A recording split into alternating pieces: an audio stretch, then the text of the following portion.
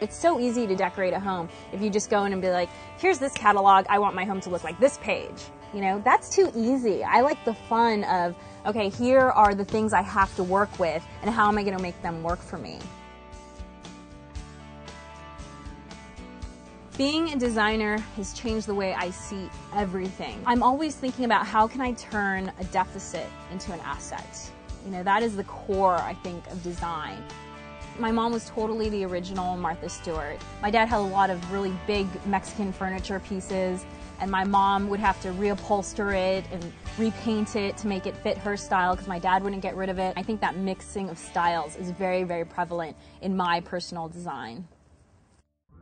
There are lots of easy, inexpensive, creative ways to make your home your own. You just have to maybe look at things differently. Painting something absolutely, completely changes the feel of something. You know, just give it a light sanding, paint it. It doesn't even have to be a perfect paint job. I believe that you have to embrace the imperfection of things or it'll drive you crazy. I have this buffet that I got at a Goodwill for I think $25, and it was a cheap piece of wood. It was just veneers and everything. I painted it with this cool gray color that I chose, and then we put on a couple of coats of polyurethane. It actually had these metal handles that had been painted to look like faux wood, and when I sanded them, they turned out to be silver. And I was like, wow, what an amazing gift.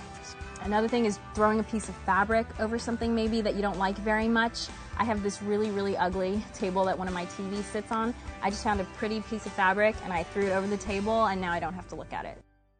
I have this one piece of furniture that I inherited from my parents, and it's this liquor cabinet. Originally, the liquor cabinet was there, and it was too small. I was driving down Fairfax one day, and I saw these Bauhaus chairs. I came around the second time, and one of the chairs was missing, and I was like, it's on!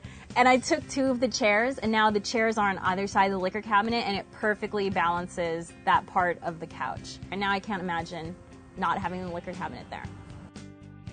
As a designer who likes to work with found objects and vintage and antique objects, I really have to keep my eyes open all over the place. And I'm looking constantly for inspiration. Material objects actually, to me, they feel like they have a soul and a history as well. And I like accessing the history that someone else has created with a piece.